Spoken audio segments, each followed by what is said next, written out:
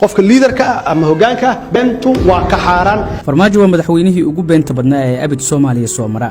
haddii aad isleedahay isagaan been ka sheegayna 10 ka mid ah beenaha aan xad ka lahayn ee uu sheegay daawo. waxaan idin sheegaynaa Soomaaliya muddo 4 sano ah inay ka hormarayso dowladda Afrika.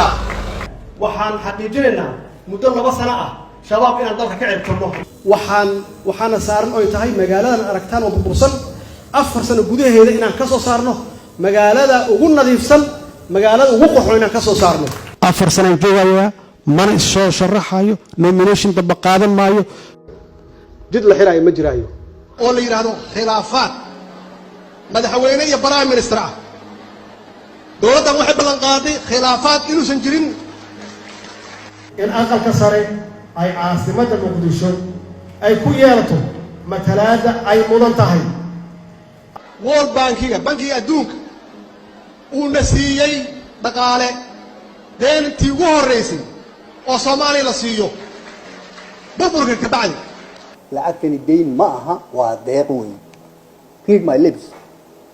aniga ciidanka haddaan isku halleen waayey Soomaaliyeed oo aan tababaran waay 4 sano waa inta ugu sahlan ogow maxaa adiga nabadgelyo guud iyo shacab guud nabadgelyadiisa xagee ka keenaysaa adigii baa isku halleen waay ciidankii Soomaaliyeed waxyaabaha ay qarxiyeen hadday yihiin hoteello hadday yihiin guryo inaan dhisno annaga maxay annaga ka mas'uula annaga ilaalin weyn nabadgelyadii dadka ku dhinta inaan magdhow siino.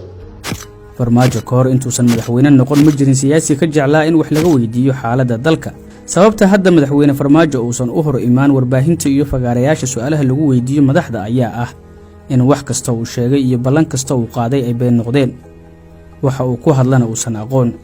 haddii ay jiraan beena ka weyn 10 kan fadlan nala wadaag.